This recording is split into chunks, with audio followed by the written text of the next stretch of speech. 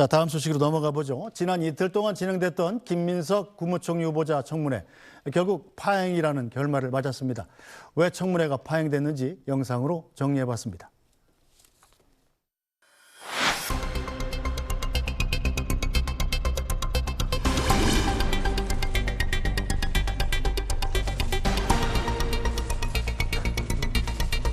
자료가 없는 깜깜이 청문회입니다. 조국 청문회의 재방송을 보고 있는 것 같습니다. 전 배우자의 출입국 기록, 외국환 신고 필증, 왜 이런 게 필요합니까? 무리하고 또 비상식적인 그런 요구들이 허다합니다.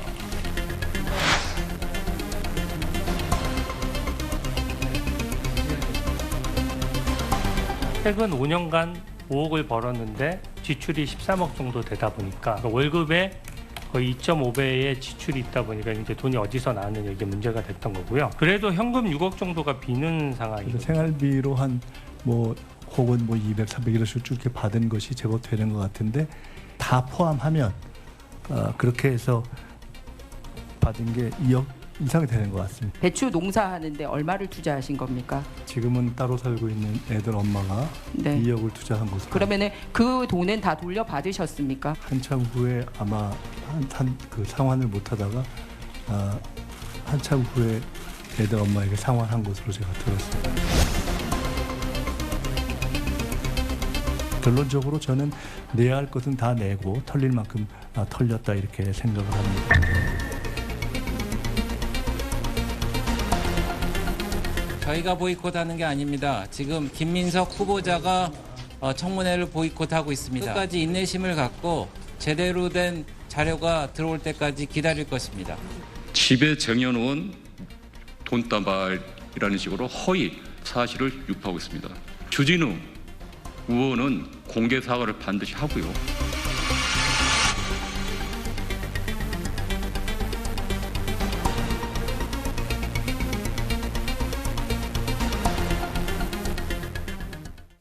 네, 결국은 김민석 총리 후보자에 대한 청문회 파행으로 끝났습니다. 왜 파행됐다고 보십니까? 일단 국민의힘 의원님들께서 자리를 박차고 나가셔서 안 들어오신 거 아닙니까? 그렇기 때문에 일단 파행의 주된 원인을 민주당이나 또는 김민석 후보자에게서 찾는 것보다는 일단은 국민의힘 의원님들에게 일단 1차적인 책임이 있다 이렇게 보여지고요. 이번에 이틀간 김민석 후보자가 소명을 나름 성실하게 했다고 봅니다. 물론 국민 눈높이나 아니면 국민의힘의 눈높이에는 다소 부족한 감이 있다라는 부분도 지적받을 수 있겠습니다만 네. 그럼에도 불구하고 김민석 후보자가 본인에게 제기되었던 의혹들, 특히 이 어떤 재산 관련된 부분들 또는 청와대의 논문 관련된 부분들 이런 부분들에 대해서는 성실하게 충분하게 소명을 했다 이렇게 저는 평가하는데 안타까운 것은 이번 청문회가 그동안의 청문회의 어떤 모습들을 그대로 답습했고 그 과정들 속에서 과도한 인신공격성의 어떤 부분들 그래서 또 새로운 또 프레임을 만들어서 공격하려고 하고 어떤 그 청문회의 진짜 목적이 이 청문 후보자로 나선 사람이 정말로 그 자리에서 충분하게 합당한 역할을 할 수 있는 능력이 있는 것인가 또는 정책적 비전을 갖고 있는 것인가 아니면 도덕적으로 어떤 그 검증 사안들에 대한 문제가 있는 것인가 이런 부분들을 좀 균형감 있게 살펴볼 수 있었어야 되는데 그런 부분들이 있지 못했다라는 부분에 대해서는 매우 좀 유감스럽게 생각하고 네. 어쨌든 이틀 동안 진행된 청문회가 이제 시간이 다 돼서 밤 12시에 자동 산회가 된 것에 대해서는 유감이지만 그만큼 또 김민석 후보자도 나름의 그 성실함으로 답변을 잘 했다 이렇게 보고 있습니다. 네, 자, 정광재 대변인 일단 국민의힘이 김민석 총리 후보자의 총리 임명을 반대한다면 네. 그걸 막을 만한 뭔가 결정적인 한 방이 있어야 되는데 그건 없었다 이런 평가가 주예요? 저는 인사청문회 기간을 통해서 많은 그 국민 여론은 돌아섰다고 생각합니다. 물론 이재명 대통령을 이번 대선 기간에서 뽑았고 지지했던 분들은 김민석 총리 후보자가 아무리 어떤 부정부패 사안과 연관이 있다고 하더라도 임명 강행해야 된다라는 의견을 주시겠지만 그 반대 진영에 있었던 분들 또는 중도 진영에 있었던 분들에 대한 반감은 굉장히 커졌다고 생각하고요. 이번 그 인사청문회는 민주당과 김민석 후보자 또 대통령실이 삼위일체로 인사청문회를 무력화한 결과물이라고 생각합니다. 그러니까 이틀만 지나면 네. 이 인사청문회라는 요식행위를 거쳐서 어차피 국회 표결을 거치면 김민석 후보자는 국무총리가 될 수 있다라는 전략을 세웠던 것 같고요. 이른바 이 침대 축구 인사청문회를 통해서 국민의힘이 공격할 기회도 주지 않은 거예요. 왜냐하면 공격을 제대로 하려면 증인이나 참고인 또는 자료 제출이 충실히 이루어져야 하는데 객관적 증거를 들이밀려고 하더라도 본인은 그냥 그거 전혀 문제가 없다. 이렇게 말로써 때우려고 했었던 것 아닌가라는 생각이 들고요. 이런 인사청문 과정에서 드러난 수상한 돈 거래라든가 뭐 배추밭에 투자했는데 월 450만 원을 받았다든가 이런 거 과연 국민께서 어떻게 생각하시겠습니까? 정치에 대한 불신감만 오히려 훨씬 더 키운 인사청문회로 마무리됐다 이렇게 평가할 수밖에 없겠습니다. 네, 자 청문회 파행을 두고 여야 신경전은 오늘까지 이어졌습니다. 이 파행의 탓을 서로에게 돌리면서 설전을 벌였습니다. 자료를 최종적으로 받으면 더 이상 공격할 거리가 없기 때문에 결국은 본인들이 패배하는 싸움이라는 것이 너무 명백해서 아마 저는 그게 야당이 도망을 한 청문회라고 평가를 하고 싶습니다. 아마 그 청문회에서 본인들이 의혹을 제기했던 것이 근거 없는 걸로 네. 드러나다 보니까 아마 그걸 회피했던 이런 상황을 보면 아마 스스로 청문 채택 보고서에도 응해주지 않을 것 같은 생각이 듭니다. 오히려 입증하지 않고 도망간 쪽은 후보님이고 그거를 비호하는 쪽이 여당 인사청문위원이지 않은가. 알겠습니다. 빨리빨리 털고 갈 수 있는 건데 참 안타깝게 생각합니다. 그 최소한의 소명 자료라도 주면 거기에 기반한 인사청문회를 국민들이 더 많이 원하신다면 해서 깔끔하게 마무리해야지 더 제대로 된 인사청문회가 마무리될 수 있지 않을까. 자, 김진욱 대변인, 일단 국민의힘은 자료 제출을 받아서 청문회 좀 더 하자라는 입장인데 민주당 쪽에서 뭐 여기에 응해줄 가능성은 별로 없어 보이는군요. 저는 충분히 했다고 봅니다.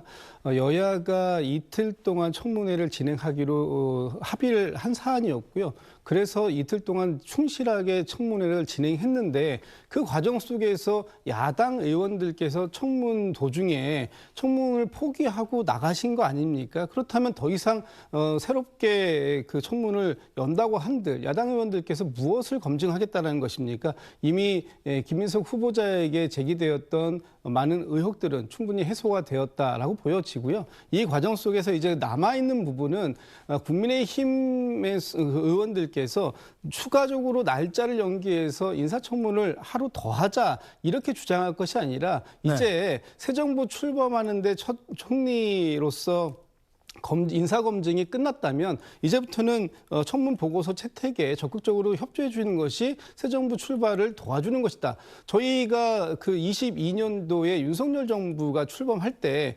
한덕수 후보자가 총리 후보자로서 상당히 많은 문제를 가지고 있었습니다. 뭐 거기에는 뭐 수십억의 그 관련된 내용들도 있었고요. 그렇지만 그런 의혹들이 충분하게 해소되지 않았지만 저희가 새 정부 출범에 발목을 잡지 않기 위해서 또 새 정부 출범에 협조한다는 의미에서 저희도 인사청문회의 그 청문 보고서 채택에도 동의했고 또 국회 표결에도 참여를 한 적이 있습니다. 그렇다면 이제는 국민의힘에서 더 이상 발목 잡기를 할 것이 아니라 새 정부 출발을 산뜻하게 할 수 있도록 도와주는 것이고요. 지난 그 윤석열 정권 3년 동안 인사청문 동의 없이 30건 가까운 그 인사들에 대해서 그 대통령이 그냥 임명하지 않았습니까? 저희가 그러고 싶지 않습니다. 저희도 출발서부터 그런 방식으로 가고 싶지 않기 때문에 국민의힘에서 김민석 후보자에 대한 평가는 이미 충분히 하셨다고 보고 이제는 인사청문 보고서 채택에 동의하고 국회 본회의에 빠르게 처리안을 올려주는 것, 이것이 지금 국민의힘에게 그나마 저희가 기대할 수 있는 최소한이라고 보고 있습니다. 네, 자, 인사청문 보고서를 같이 채택해주면 좋겠습니다만 국민의힘에서 뭐 그러진 않을 것 같고, 자, 만약에 청문 보고서 채택 안 하더라도 민주당이 총리 인준 투표 절차에 들어가는 걸 막을 방법은 없는 것 아니겠어요? 그러니까 지금 우리 당이 갖고 있는 한계가 그렇습니다. 소수 야당으로서 갖는 한계는 명확하죠. 그런데 저는 민주당에 이런 그 질문을 꼭 드리고 싶습니다. 역지사지의 심정으로 한번 김민석 후보자가 당적이 민주당이 아니고 국민의힘이 추천한 총리 후보자였다면 이렇게 많은 의혹에도 불구하고 민주당이 과연 그러면 총리 인준에 동의해 줬겠습니까? 저는 이 인사청문회 과정을 보면서 민주당에 대해서 우리가 항상 비판할 때 하는 내용이 내로남불 이중잣대입니다. 관련해서 제 식구라면 얼마든지 이 정도의 부정부패 의혹과 관련하고 수상한 뭐 돈 거래가 있다고 하더라도 이 정도는 넘어갈 수 있는 거 아니야?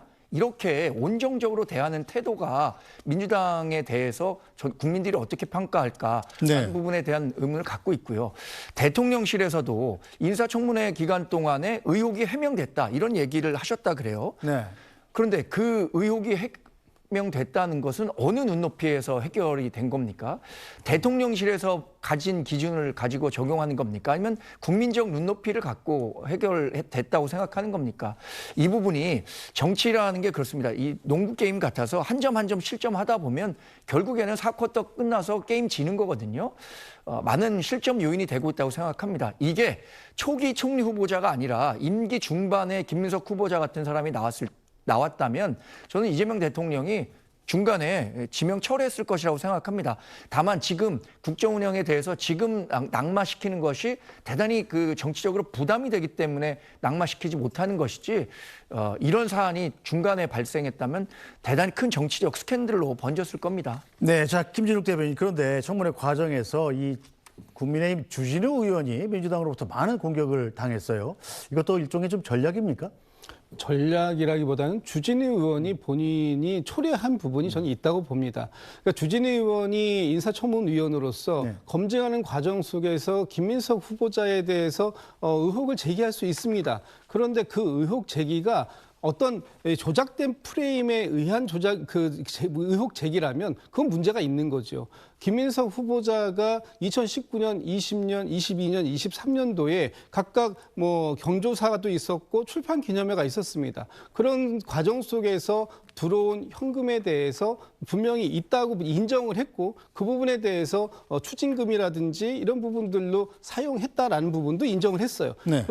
그런데 주진우 의원께서 본인의 SNS에 뭐 10차례 이상 글을 쓰면서 마치 연도는 다 빼고 월 일만 기록하면서 불과 한 석 달 사이에 6억 장농 현금이라는 그런 프레임을 만들어냈습니다. 마치 장농 속에다 6억을 넣어놓고 필요할 때마다 곶감 빼먹듯이 꺼내 쓴 거 아니냐. 그렇기 때문에 이것이 부정한 돈이다라는 식의 프레임을 만들었기 때문에 이 부분에 대해서 사실관계가 다르다라는 부분을 인사청문회에서 김민석 후보자가 적극적으로 반박했고 그 부분에 대해서도 주진우 의원도 인정한 부분이 있는 거 아닙니까? 그렇기 때문에 본인이 잘못 포인트를 잡고 공격하다가 오히려 역공을 맞은 부분에 대해서 뭐 민주당이 의도적으로 그 주진우 의원을 잡혀찍고 공격했다라는 식으로 얘기하는 것은 좀 과장된 부분이 있다라는 부분이고 어불성설이다. 그래서 뭐 주진우 의원이 인사청문위원으로서 열심히 하시는 건 보기 좋았습니다만 그것도 일정한 선을 넘지 않는 범위 내에서 했어야 됐다라고 생각하고 있습니다. 네, 주진우 의원 입장에서 좀 억울했겠어요? 이번에 그 총리 후보자가 누굽니까? 김민석 후보자 아닌가요? 그런데 그분을 검증하려고 하는 사람에 대해서 검증의 칼날을 들이밀려고 하는 민주당 그 청문위원들의 태도는 대단히 부적절한 거죠. 주진우 의원이 재산 신고한 거 보니까 굉장히 많더라고요. 김민석 후보자보다 훨씬 많습니다. 그래서 전반적으로 돈 있는 사람과 돈 없는 사람을 갈라치기 위해서 그렇게 되면 당연히 돈 없는 사람에 대한 동정 여론이 커질 수밖에 없는 거잖아요. 이런 갈라치기 여론을 통해서 검증위원을 검증하려고 하는 태도는 앞으로 이 인사청문회가 계속 될 텐데 인사청문위원들의 그 신랄한 비판을 막는 이른바 입틀막 검증이 될 수도 있는 거죠. 전 대단히 그 부적절한 선례를 이번에 남기게 된 거 아닌가 이렇게 생각합니다. 알겠습니다. 자, 국민의힘에서는 지금 김민석 후보자의 지명 철회를 요구하고 있습니다만, 자, 양만희 논설위원, 대통령실은 뭐 그냥 지명하겠다, 임명을 강행하겠다라는 입장에는 별로 변화가 없어 보여요. 큰 변화가 없는 것 같고요. 특히 오늘 국회 시정연설을 앞두고 사전 환담이 있었거든요. 대통령과 여야 지도부. 그래서 그 자리에서 국민의힘 김용태 비대위원장이 대통령에게 후보자가 여러 의혹이 해명되지 않았으니까 지명을 철회해달라. 요구를 했는데 여기에 대해서 대통령이 별반 반응은 없었다는 겁니다. 그런데 배석했던 대통령실 관계자가 지금 대통령에 대한 지지도가 50%가 넘는 것을 감안해달라 이렇게 얘기했다는 거죠. 네. 그러니까 김용태 비대위원장이 생각하기에는 말하기에는 50%가 넘으면 그럼 해줘야 된다는 것이냐라고 했다는 겁니다. 그런 얘기를 했는데 물론 이제 대통령실 관계자가 그런 얘기를 했는지는 추가 확인이 필요해 보이긴 합니다만은 일단 대통령에 대한 지지도 높고 한 상황에서 정부가 새롭게 출범하는데 도움을 달라 이런 취지로 얘기를 했던 것 같습니다. 그래서 대통령실에서는 그다지 변화의 길은 없는 것 같고요. 근데 제가 보기에는 이 사안과 관련해서 후보자는 몇 가지 해명을 하긴 했습니다만 이걸 뒷받침할 만한 객관적이거나 공식적인 자료를 제출한 바가 없습니다. 그렇기 때문에 국민의힘에서는 의혹이 해명되지 않았다는 것이고 앞으로 후보자가 총리에 임명이 된다 해도 정치인이기 때문에 이 문제는 아마 두고두고 계속 논란이 될 가능성이 크다. 특히 그 돈 6억의 출처로 이 축의금과 부의금 그리고 두 차례 출판 기념회를 얘기하면서 청문회 첫날 김민석 후보자가 얘기한 게 이겁니다. 액수가 사회적인 통념이나 자신 연배의 사회생활 또는 국회에서 이루어지는 행사들에 비춰서 감사한 액수이긴 하지만 과하게 넘는 경우는 없는 것으로 본다 이렇게 얘기를 했습니다. 그러니까 앞서서 얘기한 사회적인 통념이나 자신 연배의 사회생활 이거는 축의금이나 부의금 얘기한 것 같고 출판 기념회에 관해서도 그렇게 대응 기조를 정한 것 같습니다. 그런데 국민들이 보기에는 출판 기념회 한 번에서 1억에서 1억 5천을 번다 수입이 생긴다 이것은 사실 상식적으로 납득하기 어려운 것이거든요. 그리고 이 문제는 지속적으로 반복되어 온 겁니다. 그런데 총리 후보자는 이것을 일종의 관행이라고 여기고 야당 대표도 있고 다 그렇게 한 것 아니냐라고 얘기를 한 겁니다. 그러니까 이것은 사실입니다. 그건 사실이긴 하지만 새롭게 출범하는 정부의 첫 총리가 이것을 기정사실하기보다는 이런 문제가 있으니 이런 문제를 해결해 가야 한다라는 자세를 보였다면 더 좋았겠다. 왜냐하면 국민의힘 의원들이 이런 문제가 있으니까 출판 기념회 관련해서 법제도를 정비하자 이렇게 얘기를 했는데 거기에 그렇게 하자라고 하면 자신의 문제가 있다는 것을 자인한다고 생각해서 그랬는지 모르겠지만 대단히 좀 소극적인 자세로 임했거든요. 이런 부분들이 결국 이제 당시의 문제는 문제였다 이렇게 얘기를 하고 넘어가면 좀 더 몸을 낮추는 자세를 갖췄으면 어땠을까. 왜냐하면 김민석 총리 후보자는 다음 서울시장 선거에 안 나서겠다고 얘기를 했거든요. 왜냐하면 정권이 바뀐 다음에 김민석 총리 후보자는 서울시장 선거에 나갈 것이다라는 전망이 많았습니다. 그런데 청문회 첫날 나는 안 나갈 것이고 대통령에도 그렇게 얘기를 했다라고 얘기를 한 것은 결국 총리가 된다면 총리 다음에 향하는 것은 대통령이거든요. 그렇기 때문에 먼 곳을 바라보는 정치 지도자라고 한다면은 이 부분과 관련해서 분명하게 해명할 것은 해명하고 넘어가는 것이 좋지 않았을까 하는 생각이 듭니다. 알겠습니다.